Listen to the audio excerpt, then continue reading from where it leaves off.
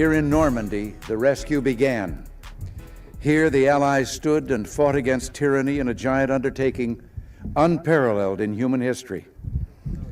We stand on a lonely, windswept point on the northern shore of France.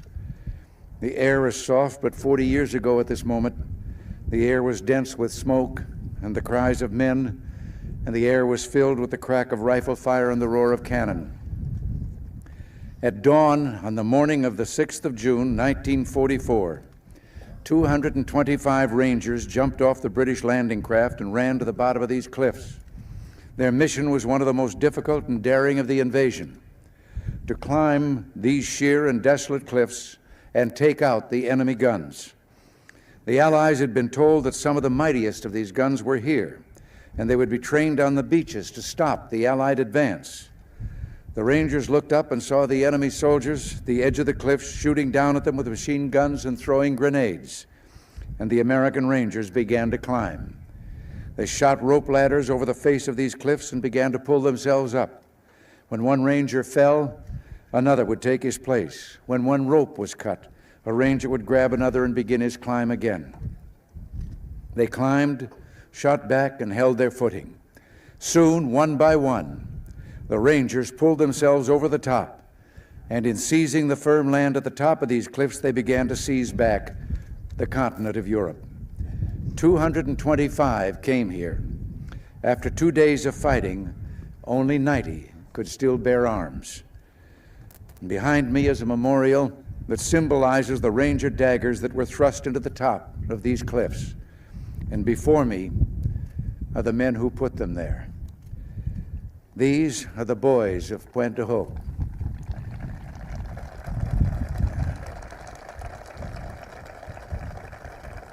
These are the men who took the cliffs. These are the champions who helped free a continent. And these are the heroes who helped end a war. Very little I could say about D-Day that would hold a candle to what President Reagan said there. We thought that would be a fitting way to start the show. And also, as I was listening to his words from the 40-year anniversary of D-Day, now we're at 80 years, I couldn't help but think both from the standpoint of a politician and also reflecting on what those men did on the beach that day, that if we had an ounce of the bravery, the integrity, the patriotism, the selflessness that those men showed that day, and truly that Reagan showed himself as a president, I think that we'd be in a much better place as a nation, as a world, certainly as a state. So while it pales in comparison to what those heroes did on D-Day in fighting really for the survival of not only our country, but our allies and for the world, there is certainly fights happening here in our own backyard to try to protect our democracy and try to do what's right. We have today marks a huge day for the state of Washington and for people who have watched one political party erode our quality of life, erode our sense of safety for far too long. 3 Let's Go Washington initiatives that were signed each by more than 400,000 voters of this state are law today. They became law at midnight, and some of them, I think, will have a substantial impact on our day-to-day lives. First and foremost, the Police Pursuit Initiative. Back in 2021, when there was this race and social justice awakening, there was a successful effort in Olympia to erode the ability of police to keep us safe, to make it nearly impossible for police to pursue criminals. And we've seen the results of that, the lack of law and order on our streets. So thanks to this Let's Go Washington initiative, all the voters who signed it, at midnight tonight, starting at midnight this morning, police will be able to pursue and have been able to pursue suspects who flee from them. As Thurston County Sheriff put it, the days of running because the law says you can are over. If you're thinking about fleeing here, make sure the unit behind you doesn't say sheriff on the side of that. I love that. He says deputies will be authorized to pursue for any violation of law and will no longer need supervisory permission to conduct pit maneuvers at any speed so long as considerations are made for the risk to the public and the Graham v. Connor use of force factors are satisfied. Deputies will be encouraged to pit early and often to comply with state law, which requires the pursuit to be ended as soon as practically possible. That from Thurston County Sheriff Derek Standers. I love that. The days of running because the law says you can are over. And that really has been what this is. You know, there has been this real denial, I think, from Democrats who supported this no police pursuit policy to acknowledge that criminals knew about it. You know, they were calling 911 saying, hey, don't pursue me. This is unlawful pursuit. That it emboldened criminals, that it hurt the law abiding, and that allowing people to flee from traffic stops wasn't just about, oh, this is like teens on a joyride, which Democrats would have you believe. No, these were stolen vehicles that would be used to commit other crimes, sometimes violent crimes. And I think, you know, in this whole debate, it's been painted as this black and white issue. You know, Democrats said they did this because police pursuits are dangerous. Police pursuits are dangerous. No one who supported restoring reasonable police pursuits has ever said, you will not be able to find me one example of them saying that police pursuits are safe. No, police pursuits can be dangerous, but they're necessary in order to maintain law and order. They're necessary in order to maintain the rule of law. And so they will continue in jurisdictions that allow this initiative to, you know, go back on some of the policies that were put in place in 2021. Now, there are jurisdictions who will absolutely stick to the pursuit policy as it has been for a couple years. Seattle, Bellevue, for instance. So there are a couple agencies who there's no difference today from yesterday. However, there are some agencies who say, let's go. Hands off our law enforcement officers so they can enforce the law. One of those agencies is Pierce County. We spoke earlier this morning with Sergeant Darren Moss of the Pierce County Sheriff's Office, who explained to us what the difference is there between yesterday and today, now that that initiative is law. Sergeant Darren Moss, welcome to Undivided. Thank you for having me on, Brandi. Are you as relieved today as I am? Yes. We put our new policy in place at midnight last night, and we already had 3 pursuits last night, and we had another car take off from us this morning, and the deputy decided not to pursue. But yeah, our deputies are ready. They've been waiting for this. I'm sure not just us, but our community is very thankful as well. Yeah. How long do you think it'll take before the criminals start to realize, like, oh, we can't just flee anymore? It's going to be a transitional period. The big thing is going to be how many of these guys do we catch and how many of them are going to get time, because that's going to be the trigger that goes, okay, it really wasn't worth it because now I got a year instead of I thought I would just get off with it. Pulling over, you still might get time, but you're not going to get any time for the eluding, which is another felony on your record. So I'd give it maybe a year for some of these guys to catch up. You know, when you give them an ollie oxen free, it only takes 2 weeks for them to get used to that. But when we tell them to start behaving again, some of them just going to have to learn the hard way. Yeah. And I get the sense sometimes that a lot of these pursuits or vehicles, you know, stolen vehicles that flee are the same people sometimes. Have you seen that, especially with, you know, youth? Yeah, definitely. Okay. And one of the tragic things I'd say from this perspective is, or from this experiment, is that it was in order to lower the number of pursuits, but we saw a dramatic rise in violent crime, the burglaries, stolen vehicles. We also saw a rise in crime being committed by juveniles. And it's not just like they're stealing stuff or stealing cars. They were doing burglaries with those cars, breaking into businesses. And then on top of that, the courts stopped, you know, putting them in jail and letting them go home. But what happened with that? You just continue to not discipline. And all those juveniles started to get arresting for shootings and stabbings and homicides. So eventually those crime stats started going down on the stolen vehicles because they were committing the majority of all these crimes. We have one kid from another jurisdiction. We got bulletins on him. He was responsible for at least 21 that they could prove. Wow. 21 stolen vehicles. He's been arrested now. That's going to cut our numbers way, way down. But that kid's life has now been ultimately ruined because he's got all these charges that we let pent up because he wasn't being held responsible. That's one of the hardest things for me, seeing our youth being affected negatively. If you put somebody in a home with no discipline and they have bad behavior, you know, well, you shouldn't have put them in a home when there was no discipline. Yeah, and I know you work for a sheriff that lets you speak freely, so speak as freely as you're willing to speak on this. One of my key frustrations throughout all of this, and you called it an experiment, and I think that's a very apt term. One of my frustrations has been, you alluded to it, the lack of willingness to acknowledge the implications of letting people flee from law enforcement.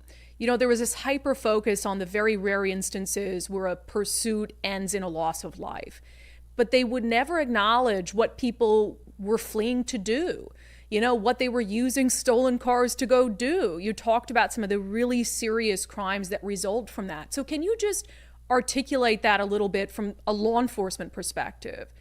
How frustrating it was to have politicians just deny the reality of what this experiment did. Yeah, I would always comment and say, there's both good and bad consequences. If the goal is to lower law enforcement pursuits, it was a great success. You lowered law enforcement's pursuits, but you have to take accountability for all the negative consequences that go with it. And as a legislator or as the public, we have to decide what the weight and balances of everything adds up to be, and if we like it or we don't like it. Obviously, the public didn't like it. They all signed this petition to roll back some of those changes. One of the things that you can easily see in my entire career, I worked in San Diego Police Department for 3 years. I had never, ever, ever heard of a juvenile taking a stolen vehicle and running it through a GameStop or a weed shop to steal video games or a little bit of weed or alcohol from a corner store. And in the last year, we had so many in our region because there was no accountability. That is direct correlation to the laws. I had never seen that in my entire career. And all of a sudden, the juveniles start committing more crime and they start getting even worse and worse. Traffic fatalities, worst they've been ever in the state. Washington Traffic Safety Commission is the one that put out the numbers, not me. Yeah. But our numbers in Pierce County were terrible for the last 3 years, highest we've had in a long time. That's a direct correlation to the reckless driving we see, which we know started during COVID, but got extremely worse after the laws passed. It's not an opinion. This is coming straight from statistics. You can look at the auto theft numbers start to increase after the law passes. My violent crimes started going way, way up in 2022. It increased all of 2021 in just the last 4 months of the year.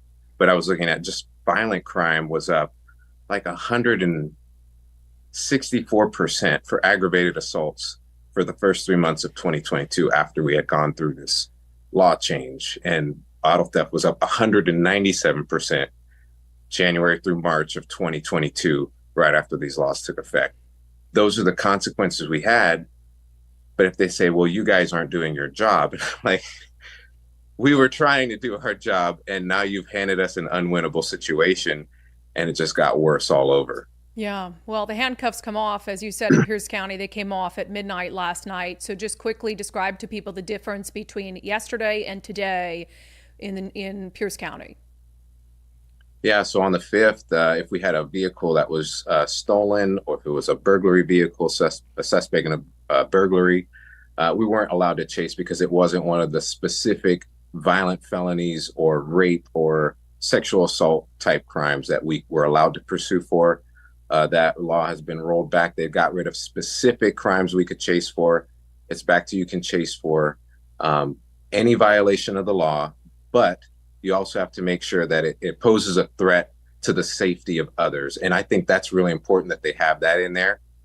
In the past, it could be any violation of the law we could chase, but now it really needs to pose that safety risk to other people. And I think that's great because it does give balance.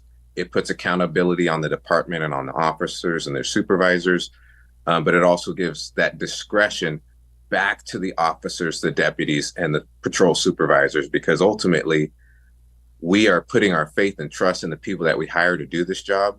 And I 100% believe they did not trust us to do what we were paid to do, what we got hired to do, why I have to go through a polygraph and an extensive background and a lot of training so that I make sure that I know what the rules are, I'm going to abide by them, and I'm not out there to just, crash vehicles and hurt people.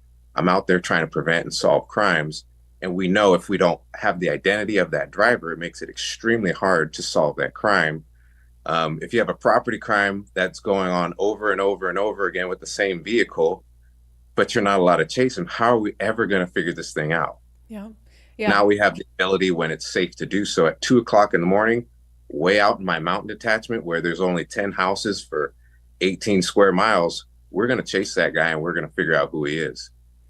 And I'll tell you what, I would much rather have deputies who are trained making those decisions about what's in the best interest of public safety than a politician in a suit in a marble building in Olympia.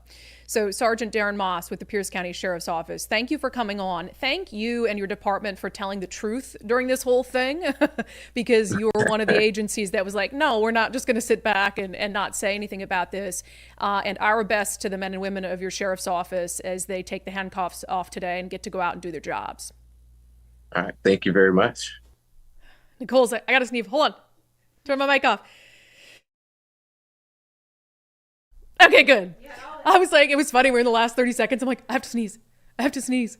It's not coming. It's not coming. Here it is. Yeah, all that time. Thank you. So good for Sergeant Darren Moss. And let me say this. Shame on every single politician who allowed that failed experiment to continue for as long as they did.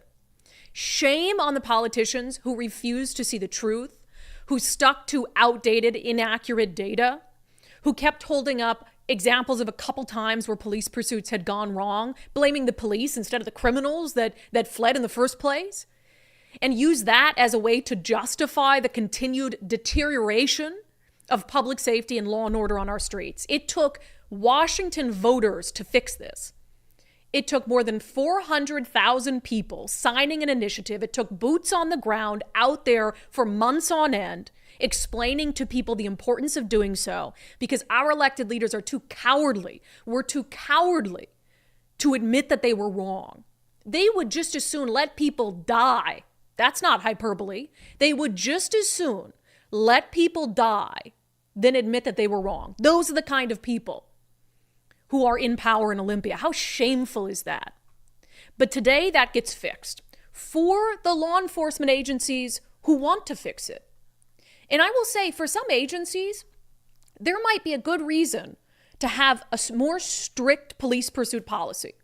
The city of Seattle, for instance, much different than if you are patrolling an area like Pierce County, where you've got a mountain detachment, where there are roads where you won't see another car for miles. Pursuing a criminal out there is much, much different and much more safe to the public at large than pursuing somebody who decides to flee a Seattle police officer in the heart of downtown Seattle. So there is a difference here.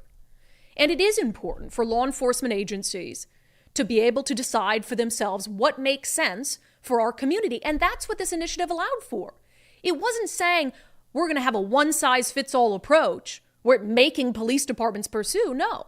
The one-size-fits-all approach is what was passed in 2021, saying we in Olympia, the politicians, we know better than you how to keep the public safe. So there are going to be law enforcement agencies who might make a different decision today. And then there are going to be law enforcement agencies who haven't made a decision yet, which is, I think, even more shocking than agencies who don't change the rules and just continue to not let officers pursue. The Snohomish County Sheriff's Office is one of the agencies who, after all of this buildup, the anticipation of the law changing today, is still thinking about what they're going to do. This is the statement put out on Facebook today, attributed to the new sheriff, Susanna Johnson. Snohomish County residents, earlier this year, in anticipation of the forthcoming changes to Washington state pursuit laws, we assembled a committee with ranks from deputy through captain. Their task was to thoroughly assess our existing police pursuit policy and propose adjustments that align with best practices, promote community safety, and adheres to the new state law. I'm pleased to share that the committee has completed their recommendations, and now, with input from our Community Advisory Committee, the draft of the revised policy is currently in the review process, which includes discussion and planning with agency leaders. Once that's completed, we will implement new training for all deputies to ensure our office is educated and well prepared for the new policy to take effect. We are committed to keeping our community members informed every step of the way and will share our updated police pursuit policy once it is finalized. How do you not have an updated police pursuit policy ready to go today? I know you just got into office. You don't think Sheriff Adam Fortney sure as heck would have taken the handcuffs off his deputies today and said, it's time to pursue criminals. It's time to restore law and order to our streets. But now you have a sheriff who's obviously much more of a politician and puts out a statement full of government word speak, studies, panel, community input, all these things. You've had a long time to decide what you were going to do today with this new law to try to help members of your community and keep them safe. Because Snohomish County isn't immune from the consequences of the no police pursuit policy. They've seen exactly what Pierce County has been seeing. But Pierce County is willing to say, not anymore. But Snohomish County, not only have they not made a decision, they're still pondering.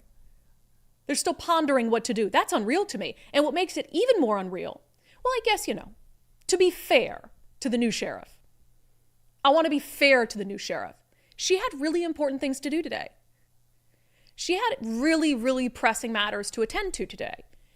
And so I want to give her the benefit of the doubt and say the other issues she had to deal with were so critical, emergency stuff, that maybe she just didn't have time to put together a well thought out statement about how they were going to keep the public safe, because earlier she had a pride flag raising. So it's hard to blame her, right, Nicole? She was honored this morning to join the executive, council members, and the Office of Social Justice for a pride flag raising and resource fair at the county campus. Thank you to all who joined us. Priorities. Yeah, priorities. Oh, and then this weekend, what is she doing? She's going to be speaking at a pride event where toddlers can walk down a catwalk to sexy music about drugs and drinking and prostitutes. So those are the priorities of the newly elected sheriff in Snohomish County. Not what to do with what has been the most consequential public safety issue of the last 3 years. That back burner, we'll make a decision on that later. I got a pride flag to raise. Unfreaking believable. So the other two initiatives that take effect today are the one codifying no state income tax into law, and also the Parental Rights Initiative. And what that Parental Rights Initiative does is it codifies that parents are the primary stakeholder in their child's life, and the government can't hide things from them. The government needs to be more transparent about what's happening with kids at school, for instance. And it may come as no surprise to you that on the day the Parental Rights Initiative takes effect, remember, ACLU tried to block it, wasn't successful. Even the Democrats voted unanimously in the state Senate to pass the Parental Rights Initiative. So we're thinking, okay, we get past the ACLU challenge to stop it in its tracks. That doesn't work, so it takes effect today. I'm thinking, great day for parents. Unless you have a child in the public school system. Because Superintendent of Public Instruction, Chris Rakedahl, has no intention of abiding by this new law.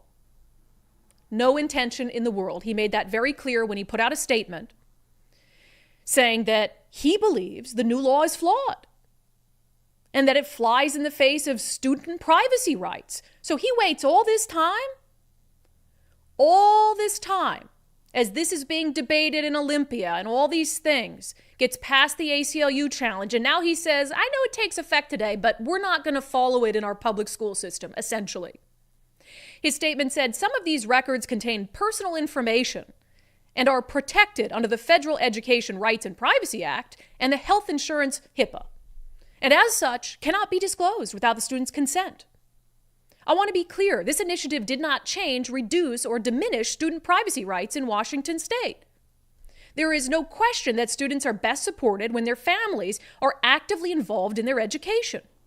But if a student does not feel safe coming out to their family and they turn to a trusted adult at their school for support, they have a right to receive that support without fear of being outed by their school. He said our state's guidance has maintained that in order to protect student privacy and safety, schools should communicate with students who disclose they are transgender or gender expansive, about the student's individual needs, preferences, and safety concerns. It is the student's decision when and if their gender identity is shared and with whom. So this entire statement is about gender identity of students. And that, frankly, has been one of the fundamental concerns from parents who don't want the state hiding information from them, who don't want the school hiding information from them. It has to do with kids who are one kid at home using their birth name and their birth gender, and then they go to school and they use a different name that the teachers call them, the staff call them, that students call them. They say they're a different gender. And they live essentially two separate lives, have mental health issues as a result of it, and the school feels like it's appropriate to hide that from parents, as if parents can't possibly be trusted with that information, or as if parents don't deserve to know that their child is having a serious identity crisis.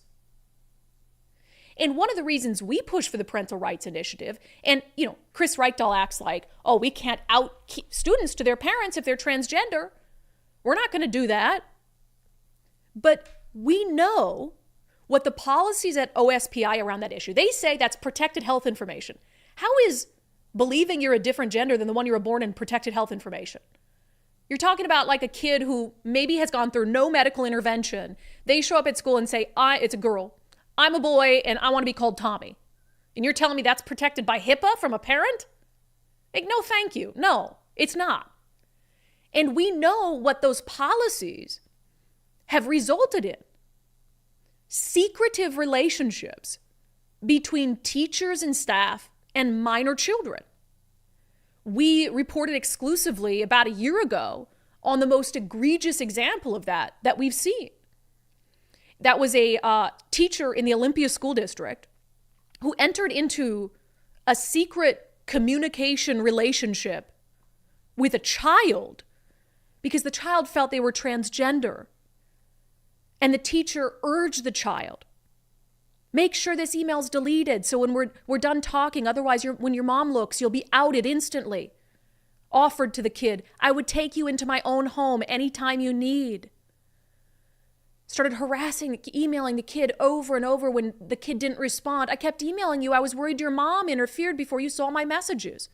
So here you have just one example that we found out about of a teacher who abuses those policies to engage in a secretive relationship with a child, so much so that they're directing the child, a minor child, to delete their communications so that the parent won't find out. Well, when the parent did find out, they were so understandably freaked out by the creepiness of that not only did they take their child out of the school district, but they moved back to the country they came from, the country they immigrated from. They came to America for a better life, and then they came to Washington and realized, well, that's crazy. Our kids aren't safe here. So they went back to the country they immigrated from. That's how bad these policies have been. That's why parents pushed for a parental bill of rights, which became law today, in which the superintendent of public instruction is now saying he will not abide by. He's saying, well, we need to let this run its course. There's still the existing ACLU lawsuit. The judge didn't block the law, on an emergency basis from taking effect, but the lawsuit will proceed forward. And so I don't know, he's hoping that he's going to get more clarification from that. So you're just not going to follow the law blatantly as a public official. You're not going to follow the law until the court case is done. Can he do that? Can you do that? I don't think he can do that. I don't think you can say, I'm not going to follow this law that took effect legally, lawfully, that voters pushed for, that the legislature approved. I'm not going to follow it until the ACLU is done challenging it. I'm not sure you can do that. That is wild stuff. I do want to note, in case you're interested, Let's Go Washington is having a rally this afternoon in Olympia on the steps of the state capitol if you just want to celebrate this huge achievement. And I called Brian Haywood yesterday, and it was like a 5-second conversation. I said, I just want to say congratulations to you. I mean, really, when you look at where he started on this and people saying, well, you can't collect that many signatures, the legislature will never pass any of this. And I was a skeptic too. I thought, no way in hell Democrats are going to sign any of these things. And they did. So today, 4 p.m., steps of the state capitol, if you want to go down there and celebrate the power of the people. All right, coming up next in our segment, Unbelievable, Governor Jay Inlsee is going to take his climate grift to the very end. He's going to take it to the very end. And it's not about preserving his legacy. It's about preserving his pocketbook.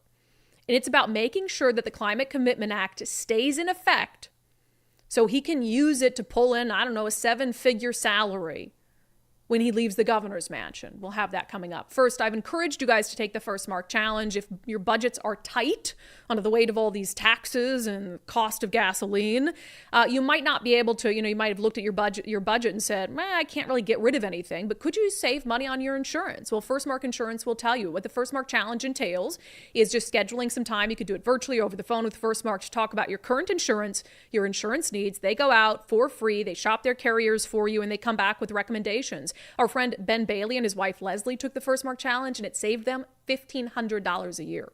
More than anything, it was really kind of drilling down and looking at the current coverages that we have today. And if those were adequate for, say, if we had a major incident here at the house, were our cars covered adequately, or were they actually, in our case, over covered, right? We have one car that's fairly new and another one that's a few years old. And the one that was a few years old actually had too much coverage on it.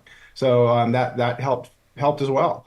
Yeah, so there's really nothing to lose by taking the First Mark Challenge. It just costs you a little bit of time. There's no obligation, and you never pay First Mark anything for their services, and they could save you money. So firstmarkinsurance.com, firstmarkinsurance.com. The very best part is they work for you, not the insurance company, so they are going to have your best interests in mind. Is there a bigger liar than Jay Inlsee?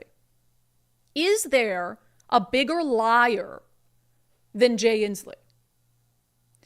I have a segment today where I want to take you through, point by point, the absolute fear-mongering, lying, manipulation that Governor Jay Inlsee is engaged in to try to keep his precious Climate Commitment Act. Let's discuss it in our segment, Unbelievable.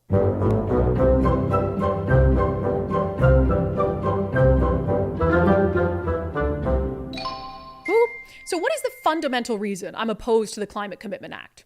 What is the fundamental reason that I've talked about? The people who pushed for it can't tell the truth about it. I don't care if it is good climate policy, which it's not.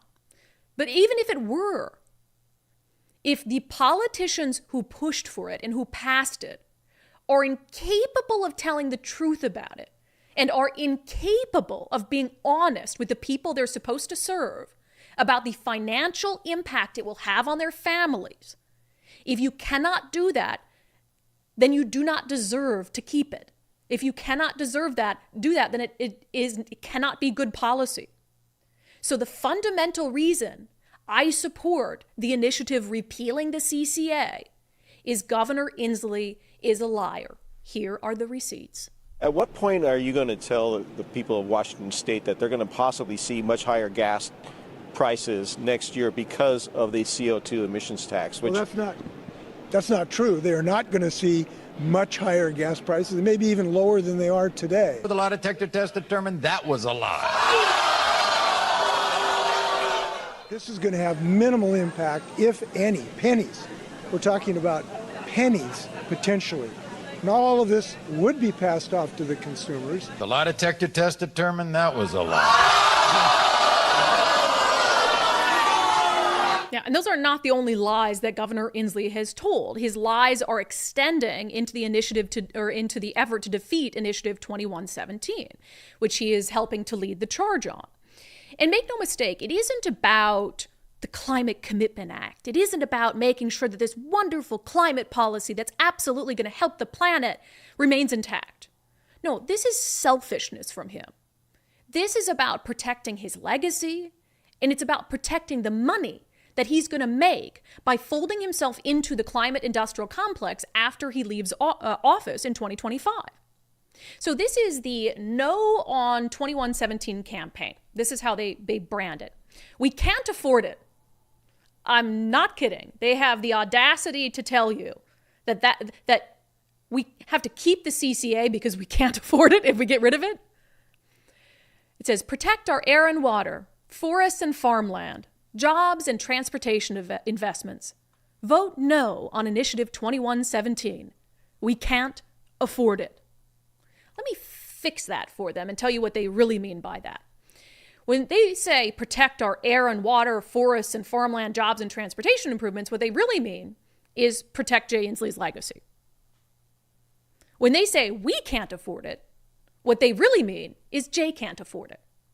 Because if you get rid of his climate policy that he holds so near and dear as the climate governor and the climate presidential candidate, if you get rid of that, if you strip him of that legacy, well, maybe it's not as easy as for him to find a job in the climate sector that was created, a job that exists because of climate policy that he pushed through. So that's really what they mean. But let's get deeper into the dishonesty, shall we? And remember, it's all self-serving. This is a fundraising email that was sent out for the No on 2117 campaign. Hi, it's Governor Inslee. Have you seen who's funding Initiative 2117, the initiative to allow more pollution in Washington? See for yourself. It's a clown car of far-right, anti-climate millionaires. This race comes down to right-wing millionaires versus everyday Washingtonians.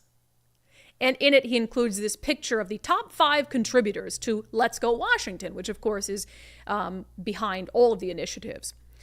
Brian Haywood, a wealth manager, Phil Scott, Steve Gordon, which they call a right-wing donor and full-time conservative Twitter troll. I also like Brian's mullet. Yeah.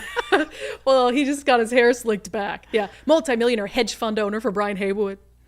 Wealth manager who works with ultra-affluent clients, Phil Scott. And then they have this guy named Peter Plath, and no picture. It says mystery man. It's like, he's a mystery man just because you don't have a picture of him? And then they have Kemper Freeman with a bandana, which if you've ever met Kemper Freedom, why can't I speak today? Kemper Freeman, although Kemper Freedom would be a cool name, who's like responsible for all the growth in Bellevue.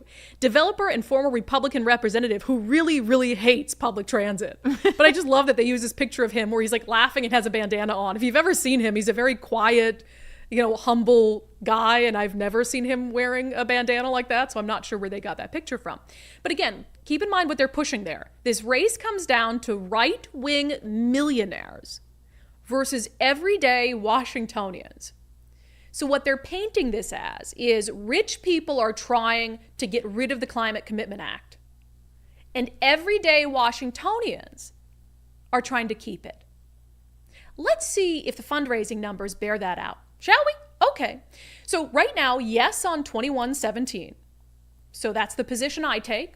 I think that's the position a lot of you take. Yes on 2117. Yes on repealing the CCA. Has raised $1.2 million. And I put an asterisk next to that because that's not specifically to support 2117. That's to support all 6 initiatives. So there's one pool of money to support all 6 initiatives, and it has raised $1.2 million. Contrast that with the No on 2117 campaign, which is its own committee. They have raised more than $5 million just to oppose the repeal of the Climate Commitment Act.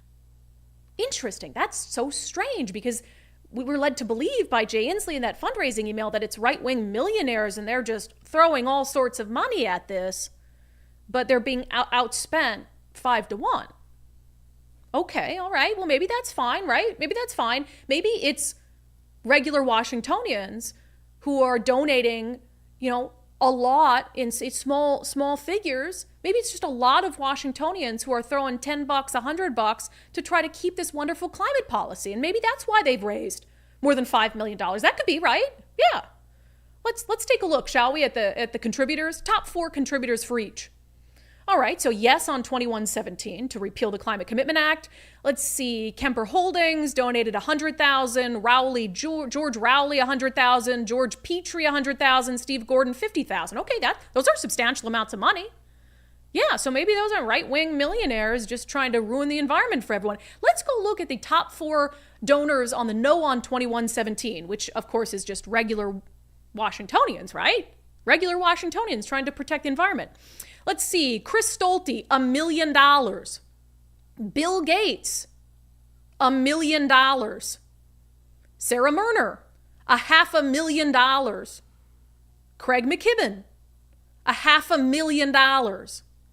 So when it comes to the amounts that rich people are donating for the Yes on 2117 and No on 2117 campaigns, there is no comparison. Jay Inlsee is painting the initiative to repeal the CCA as funded by right-wing, dangerous millionaires who are pushing a bunch of money at it. Meanwhile, he's got Bill Gates outspending them 10-1 by donating $1 million. Chris Stolte outspending them 10-1 by donating $1 million. But, that money good? Liberal rich people, good.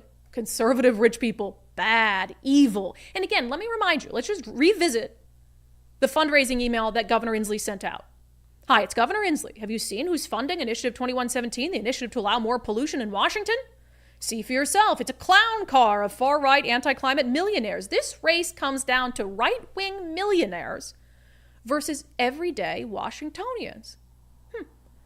And that really struck me because I seem to remember that almost 500,000 regular Washingtonians signed Initiative 2117. Oh, that's right, yes. 472,000 regular Washingtonians signed Initiative 2117 to get it on the ballot in November. You know how many regular Washingtonians have donated to the campaign to try to stop it? 194, including Bill Gates.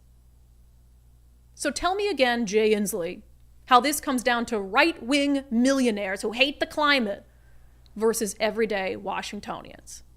He is taking his climate grift to the very end because he's worried about his legacy. He's worried about his own paycheck after he leaves office. It has nothing to do with whether the CCA is actually good policy. Unbelievable.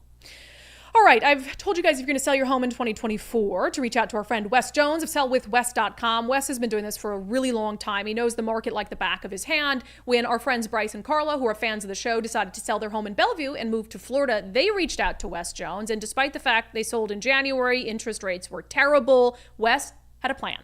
He was extraordinarily detailed, and he knew our neighborhood and our properties in the neighborhood very well. He gave us a really great comp plan, showed us what other properties were selling for, and most importantly, he helped us to understand the dangers of overpricing.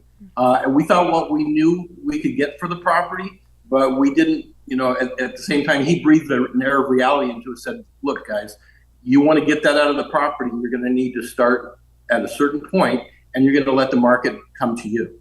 And that's exactly what happened. He was exactly right about that. So his knowledge of the market and his professionalism and his attention to detail is all that made the difference to us. Yeah, so they were worried about selling their home with the market the way it was, but thanks to Wes Jones, they sold their home in 7 days over list price. They're now enjoying sunny Florida. So good for them. If you want to sell your home and you maybe have some of the same concerns Bryce and Carla had, reach out to Wes Jones, sellwithwes.com, sellwithwes.com. Start by using their home value calculator to see how much your home is worth. It might be worth more than you think. Sellwithwes.com, a better way to sell your home. All right, let's dip outside of Washington State. We'll just dip our toe out because we're just going down to Oregon, where apparently it is perfectly legal for an adult to expose themselves to a toddler that's not theirs and nothing will happen to them. So there's a dad in Oregon who's out there, I don't know if it was a lemonade stand or something, kids in their front yard, right? Naked man approaches their child. What does the dad do? Well, he calls the cops, right? I would probably beat the hell out of him, and then I'd have Mike beat the hell out of him. I don't want to touch the naked guy. and then I'd call the cops. So here is the dad's video that he posted of what happened after police arrived. You're saying in the state of Oregon, someone can walk up to your 2-year-old kid completely bare naked, and that's not a crime? Even if it's on your property? Correct. Well, so it's trespassing, but what I'm saying is there's no laws against the actual nudity portion of it. So you can expose yourself to children in Oregon? Again, if you're not doing it for sexual gratification or the gratification of somebody else, yes, you are allowed to walk around in public naked. On private property, this is where I live, and someone just came and exposed themselves to my 2-year-old boy, and this officer's saying that it's not a crime. So a naked person came up onto my property here, approached my 2-year-old kid, completely naked, which I ran over to him and covered his eyes so he wouldn't see. My obvious thought is to call 911 as someone's indecently exposing themselves to my child on my property. At what point did this become a normal and acceptable thing to do? The cops will literally do nothing about it. They're basically saying we have to wait for that person to do something more serious to your kid before we can intervene.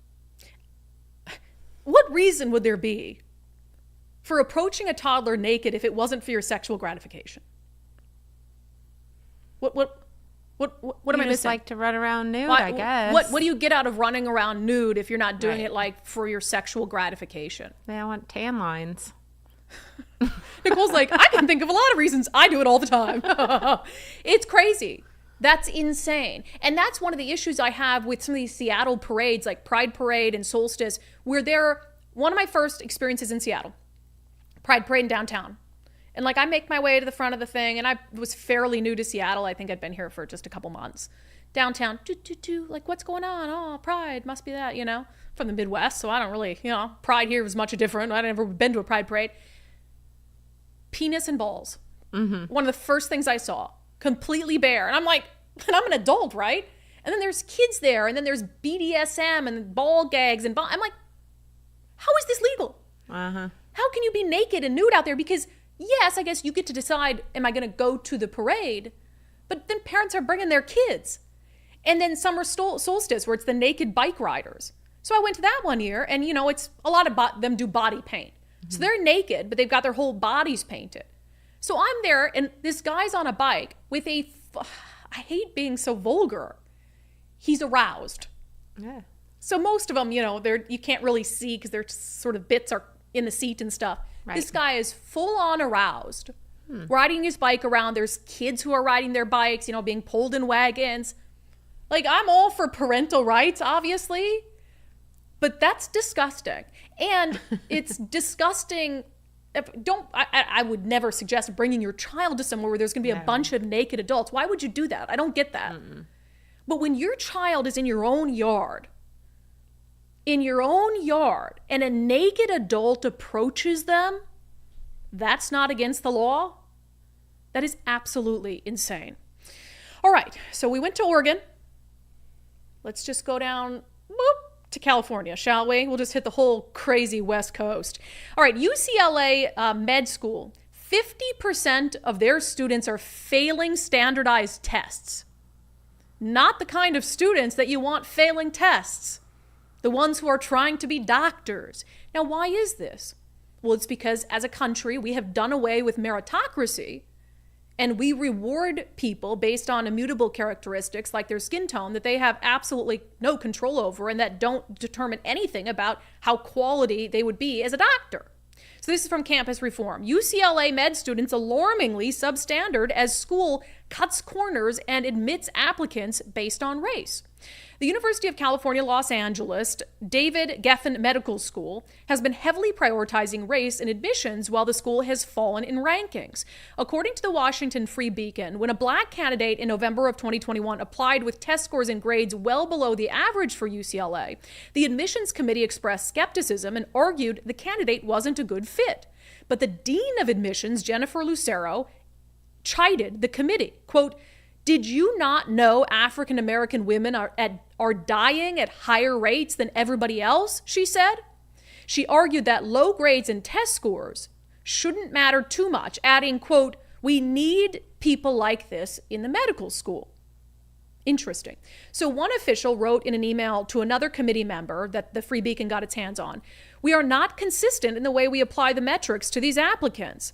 I wondered if this applicant had been a white male or an Asian female for that matter, would we have had that much discussion?" Several university officials spoke with the outlet and said Lucero, quote, "cut corners to achieve racial diversity." Quote, "I have students on their rotation who don't know anything," one admissions committee member said.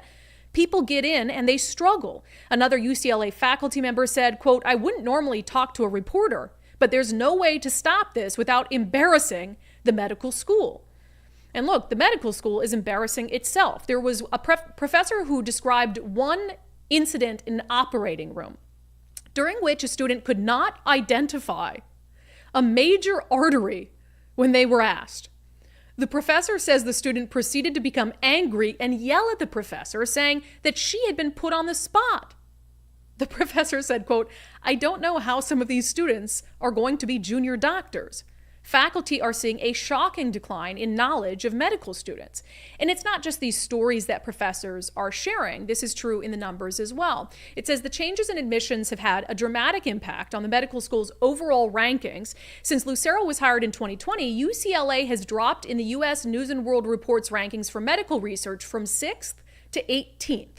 Additionally, over 50% of its students failed standardized tests on family medicine, internal medicine, emergency medicine, and pediatrics. According to the report, those tests are normally taken at the end of clinical rotations and are important in applications to residencies. The average fail rate for those tests is 5% nationally. 5% nationally, 50% at UCLA. At UCLA, since 2020, fail rates have increased tenfold in several subjects, according to data obtained by the Free Beacon. Let me ask you this. Do you want to have a doctor who graduated from a school where there's a 50% fail rate on standardized tests for family medicine, internal medicine, emergency medicine, and pediatrics? If you bring your child to the emergency room for a life or death situation, do you care at all what the skin color of the doctor is? No.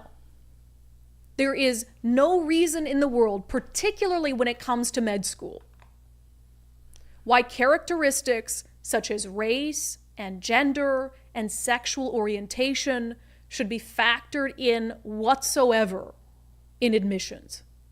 And UCLA is proof of that.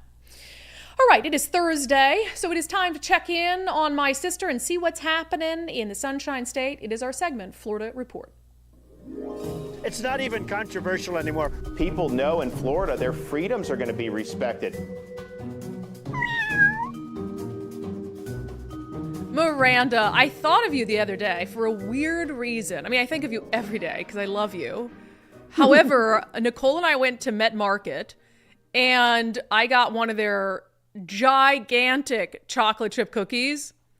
I had so much guilt, but look, it's fine. I'm on the Eastside Weight Loss Clinic maintenance program, but you love a chocolate chip cookie. It's like Absolutely. Your obsession. So I thought of you while I was eating it. It's a problem. I hope that when everybody's eating a delicious chocolate chip cookie, they think of me. Nicole was looking at me like, wow, you're really going to eat that whole thing. I gave her a little piece. It was like these cookies. They call it like the cookie, right? The one cookie, I don't know, whatever it is, Met Market. They're huge, and it's just like a bloodbath of chocolate in the middle, and it was worth it, and then I didn't feel good later. But anyway, I digress. All right, you have a story there today that's kind of relevant to what's happening here. We discussed via voter initiative restored reasonable police pursuits. It takes effect here in Florida. Of course, they never got rid of police pursuits, and now they're saying the sheriff of one county is saying that if you run from us, we will seek you out and impound your vehicle. Yeah, and Florida did, like this county in particular did back in 2014, try to narrow down the reasons for pursuit just to keep the roads safe. Because of course, like it has to be within reason, right. But they never completely got rid of it. And it narrowed down, like those rules narrowed it from like thousands of pursuits a year down to like 10. But that doesn't mean people still aren't just taken off during traffic stops. So this sheriff is sick of it, and he thinks it's an epidemic across the country, not just his county. And he basically said, starting June 11th, if you do not stop when you are directed to stop by one of their deputies, they're just going to seize your car and impound it and sell it at auction. Oh, I love that so much. Get them where it hurts, because I mean, that makes a difference if it's not a stolen vehicle. A lot of our police pursuits have been stolen vehicles. They don't care if you track it down. It's not going to be tracked down to them, right? So, but if it's someone, we see this with motorcyclists. There have been a couple stories lately. I think there was a motorcyclist here going 121 miles an hour, and you can't keep up with that, but they tracked him via air support, stops and gets gas, and then they came in and arrest him. That's somebody that should be taken away from them. They shouldn't ever be able to be on a motorcycle again, and their motorcycle should be sold at auction. I'm a big fan of that. I think that's a great Absolutely. idea. And there are some, like, obviously some stipulations because, say it's not your car. I mean, if you've reported your car stolen, then they're obviously not going to impound your stolen vehicle. But, if it's maybe your friend borrowed your car for a joyride, like they're going to track it back. If you weren't the one driving it, you're able to prove that. you get one warning. On the second one, if you just keep borrowing your car to dump people, you are going to be penalized in the same way. They're super sick of it. So that's actually really doesn't bother me, because if you stop, you have no risk of getting your car taken away. So. Yeah, 100%. So that's more getting out in those like people who are reliving Fast and the Furious types and stuff, and there were souped up cars, and take more of those off the roads. There is nothing. There are few things that bother me more than the people in the souped up cars with the loud tailpipes who like pass somewhere. I'm like, do you think that's sexy? Is this supposed to turn me on? What is it? Because I just want to kick you right in the throat. It's so bad. I know you have a friend who has cars like that. It's a female, and we were in it one time, and I was just sitting there like, this is really loud. Well, it's actually, what's really funny is she's on her way over so we can work together this afternoon. And I was like, I hope she doesn't pull up while I'm recording this, because y'all are going to hear her. Oh, she's going to love that we mentioned her on the phone. It's nice because you'll just hear her from a mile away like, oh, she's on her way. So bad. Okay, so you have another thing there involving HOAs. Now, I might have some points of disagreement on there. So in Florida, they're trying to combat just, I guess, power-hungry HOA Karens who want to fine homeowners for every little thing. Yeah, this is a combination of power-hungry homeowners in addition to money-hungry associations, because the biggest problem I think we have here isn't like always the rules that are being imposed, but it's the fines. They'll hit you with a $400 fine without warning for leaving your trash can on the curb for 26 hours after trash pickup, So this law basically kind of prevents them from being able to hit you with these huge fines for such small things without warnings. And some of those things are, like I said, having your trash cans on the curb for 24 hours before or after. They can't fine you within those time frames. So I kind of get that, because sometimes I know I'm going to forget, but I remember the day before, so I'll just put my trash can out there. But some of the other ones are like, you can't park your like some homeowners won't even let you have a pickup truck within the association, whether it's a daily driver or a work truck. So this law kind of gets rid of that ability for them to fine you for having a pickup truck or any sort of work vehicle that's like non-commercial. It's also, another one is allowing first responders who live within an association to have their first responder vehicles parked on the curb or the right of way so that they can get in and out quickly if they need to. Oh, great. Yeah, I like that. In our HOA, we have a couple first responder vehicles, and they park in good places to deter crime a little bit. And it's like, love that. You park at the front of the neighborhood if you want to. That would be great. Yeah, I mean, there are HOA rules for a reason, and sometimes people do need them. I'll say Mike and I's HOA is great. I mean, the annual due is really, really reasonable. And they're pretty lenient. I mean, right now, I kind of told Mike, so we haven't mowed the lawn in a little bit, and it's getting a little bit egregious. And we have a Dave Reichert lawn sign. And I told Mike, if we don't mow the lawn today, we have to take that lawn sign out. Because right now, we're doing him dirty. Because we look like white trash. And nobody said anything. Nobody's complained about our lawn. But, Mike's like, I'm going to get to that today. So, reasonable stuff. But I do think HOAs can also be weaponized. If there's some power-hungry person on the HOA who doesn't like someone in the neighborhood, and they can just try to, do all sorts of things to them. But anyway, that's very interesting. All right, Miranda, thank you so much. Have a great weekend. It's not even controversial anymore. People know in Florida their freedoms are going to be respected. I think I need to update like the Trump quote in there to be something, I don't know, that he said after his trial or something. I like that one though. Not even controversial anymore. I also need to add Miranda's picture of her with the alligator. So many things to do. All right. Also, every Thursday on the show, we try to help you get a better grasp on what's happening with the economy with our friend Zach Abraham with Bulwark Capital. One of the things he talks a lot about is trying to avoid some of these stocks that are just popular basically because of social media or they've just gone gangbusters. One of them is NVIDIA, which makes AI chips. They just hit the $3 trillion market cap. So they're one of only 3 companies ever to do that. But still, Zach Abraham says you need to be cautious. Zach Abraham, welcome back to Undivided. Thanks for having me back again. NVIDIA. So interesting, you're all like, people are just obsessed with NVIDIA, terrible idea. It's up 3,224% over the past 5 years. It just surpassed the $3 trillion market cap. So do you change do you have nicer things to say about NVIDIA now or not so much? So I've always said that I think that they've got great products. I think that they've got great management. I think they're a great company. The issue that I have with it is the same I had with it last time, which is just valuation. And let me just explain what I mean. They've got great chips, okay? But if we look at 60% of their chip purchases come from the other big tech companies. 60%. Okay? Google already has almost a viable alternative. They've got a chip that is just as fast, but is also more energy efficient and runs at a cooler temperature.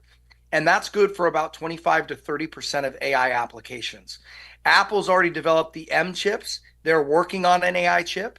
Amazon is as well. Microsoft is as well.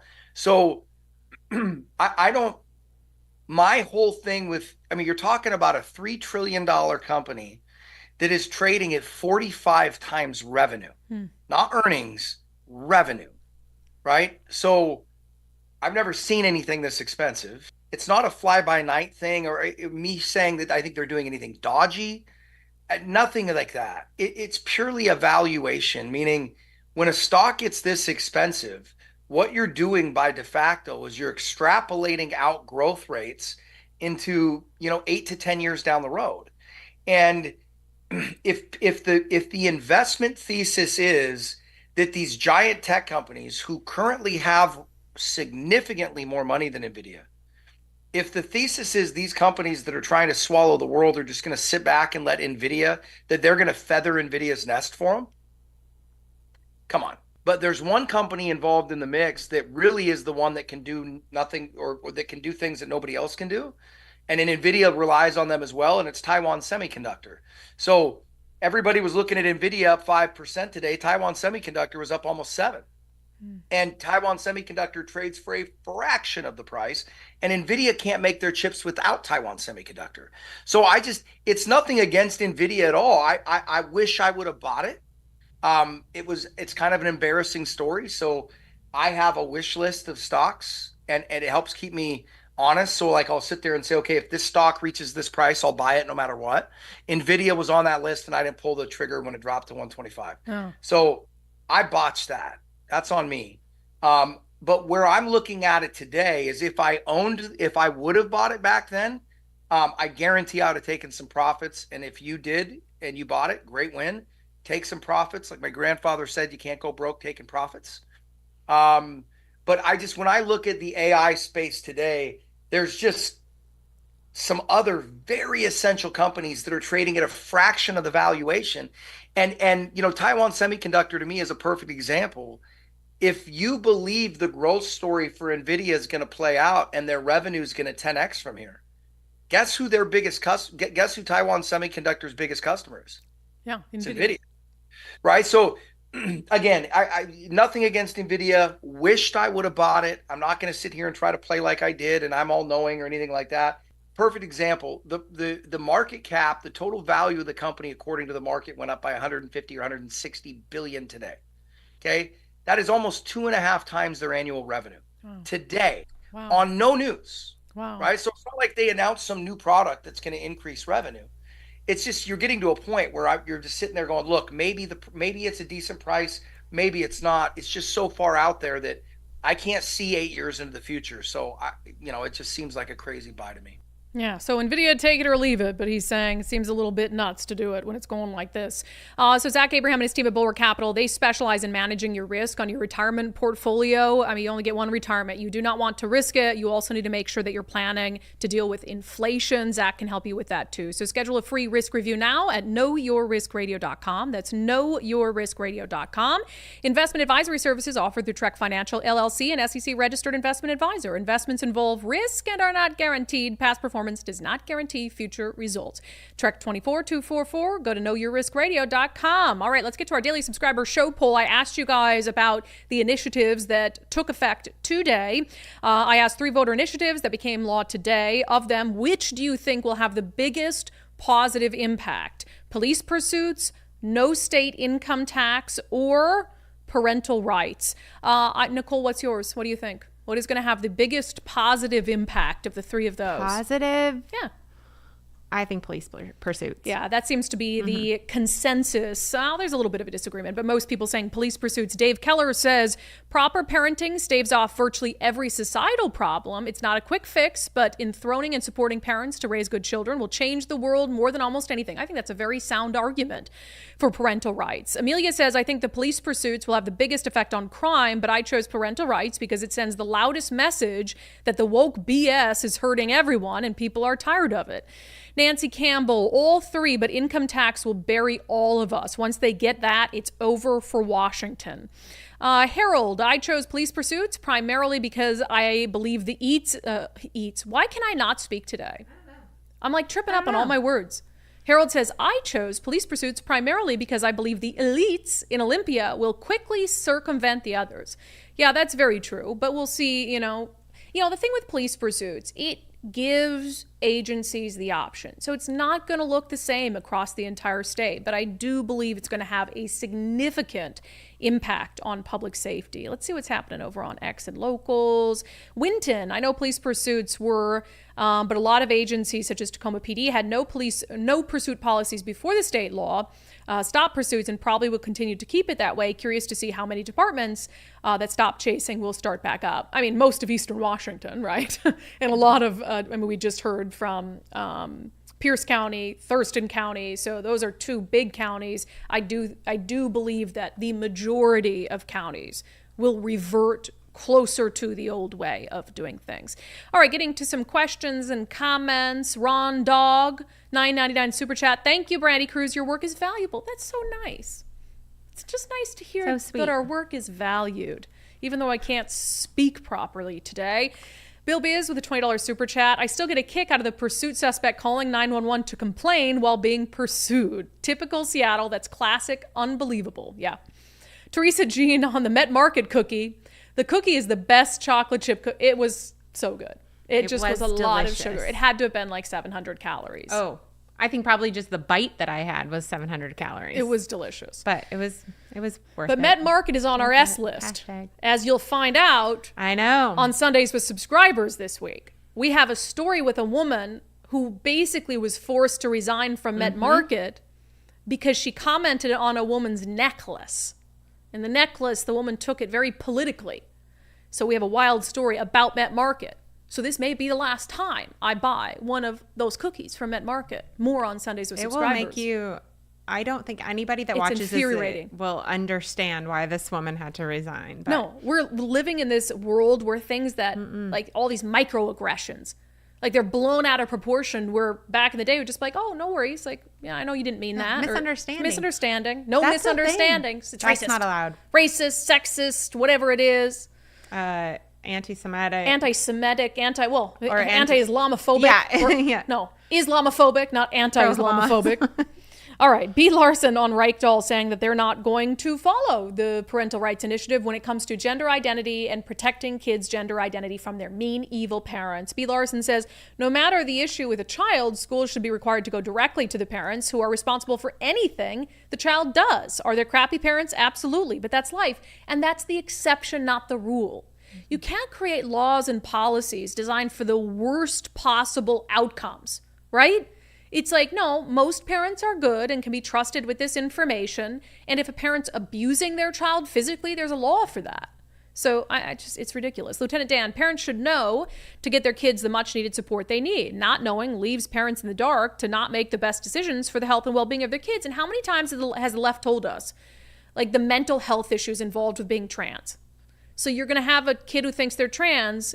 By your own admission, they're more susceptible to suicide, to suicidal ideation, to mental health problems, and you're going to keep their parents in the dark, and you think that that's helpful? Get a grip. I don't understand. They never consider. So you're saying, okay, trans kids don't have parents or whoever doesn't support them, so they're, at risk for depression, suicide, whatever. Yeah. what about the kids that have the same problems from the opposite effects, right? So, you're forced to hide this and be two different persons all over the place. Right. That is damaging, and that will create a suicidal effect. That's what I'm saying. And then parents can't, help with that. And then kids who are losing to transgender kids in sports that become depressed because they can never win. Yep. And they're dealing with mental illnesses and hopefully not suicidal. Hopefully they have parents that support them and know that that's not necessary. But put down the social media. Right. But I just think that it's so bizarre that we only focus, like their discussion, their arguments are only focused on this one aspect or this one kid. Pro-trans. It's one kid. It's this one kid that could have this effect. But why don't we just support those kids with the right resources, and then we'll take care of that and not damage everyone else while we do it? Yeah, like that Seattle Times article on the trans runner who won the state championship. It was all about you can't say anything because we feel bad for them. No interest in the perspective of the girls who lose, or the parents who watch their kids lose and try to convince them it's not their fault. Just crazy stuff. It's wild. Good point. Sanity. Where are people? I don't get it. They're right here, Nicole. They're watching right now as we speak. I know. On Governor Inslee's deeply dishonest push for fundraising to oppose Initiative 2117, Nightwolf says, "Gotta love the rich. They can live any life they imagine, yet they choose to use their wealth to perpetrate evil upon the world." Think about that, though. And I said this on the show before when Bill Gates donated $1 million to keep the CCA. Bill Gates spent $1 million, one of the richest men in the world, spent $1 million of his own money, despite knowing that the policy he's supporting is hurting the working class and that people can't afford gas and groceries. That's evil. That's evil stuff. And meanwhile, he jet sets around the world. So is this $1 million to clear his conscience for all the carbon he's putting out into our planet? I want a reporter to ask Jay Inlsee, do you believe that you have a bigger carbon footprint than the average Washingtonian? I want them to ask Jay Inlsee that. Do you believe, Governor Inslee, that you have a bigger carbon footprint than your average constituent? Because he can't say no. I say, will you acknowledge that? Yeah, is what I would say. Yeah, you can't say no because you are flying everywhere, all over the place, all the time. So the climate governor would have to acknowledge, well, yes, I have a he's a liar, so he probably wouldn't, but he'd probably say, oh, no, we do all these things to offset all my jet setting to Davos. Give me a freaking break. All right, one more. Kenneth Rauch on UCLA. DEI hires and admissions are going to cost Americans lives. A sad day for all of us. I'm not sorry, but in some careers, they should be about meritocracy and the best of the best. Every career. Unless it's the head of the NCAA or NAACP. NCAA. We're really struggling today. NAACP. There is no job except if it's like specific to NAACP. Got that anyway. Yeah, but she had to pretend she was black. NAACP. That's the only time where skin color should matter. Every other job ought to be, and every other admissions into any other school should be about meritocracy. With that, let's get to our closing sanity check, shall we? As so many cities and counties are proudly raising the pride flag on this Pride Month, there are a few who are standing against it, including the city of Newcastle and Mayor Robert Clark. Here's what he had to say when the city decided it was not going to raise the pride flag above City Hall. So if we start raising flags, we got to raise everybody. How we want a Hamas flag flying over, the city of Newcastle, or MAGA flag? How about a Trump flag or an Antifa flag? We're not going there, folks. Not while I'm the mayor.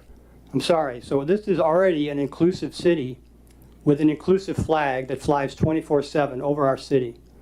We include everybody. We're not going to exclude somebody, and we're not going to say, well, this group is better than that group, so they get a flag or they get a day. Everybody is equally represented by the American flag every single day. He says, most unifying symbol in the history of the world, the American flag. I love it. That has been your sanity check for today. That has been today's episode of Undivided. We've got a great episode of Sundays with Subscribers coming up for you this Sunday. If you have not subscribed already, you can do so for just $5 a month at undividedpod.com. Undividedpod.com. We've already got a ton of great content that we're gearing up for next week. And hey, who knows? By Monday, maybe I'll be able to speak again. It's possible. Who knows? You guys have a wonderful, wonderful, wonderful weekend.